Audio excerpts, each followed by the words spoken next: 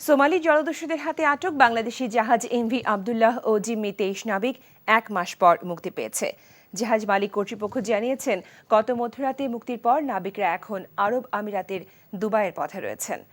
MV Abdullah জাহাজটি Mozambique থেকে কয়লা নিয়ে আরব আমিরাতের উদ্দেশ্যে যাত্রার পথে গত 12 মার্চ ভারত মহাসাগরে সোমালীয় জলদস্যুদের কবলে পড়ে।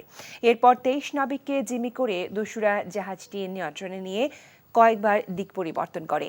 এক পর্যায়ে সোমালি উপকূলে নিয়ে আটকে রাখে জাহাজটি। 1 মাসেরও বেশি সময় পর মুক্ত হয়ে এই মুহূর্তে এমভি আবদুল্লাহ দুবাইয়ের পথে রয়েছে।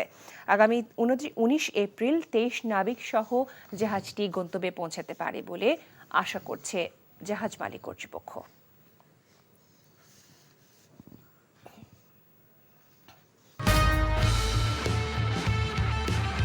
আমি তো তোরেই দেখছি, এত দেখার সময় আছে? আমরা 5 বন্ধু।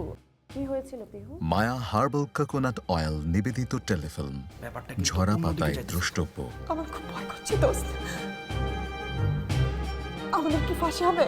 সবকিছু এখন কিন্তু হতে পারে। রচনা পাভেল ইসলাম, পরিচালনা এহসান এলাহি বাপ্পি। দেখবেন তৃতীয় দিন বাংলাদেশ সময় দুপুর 2:30 এবং নিউ ইয়র্ক স্থানীয় সময় রাত 4:30 এনটিভিতে।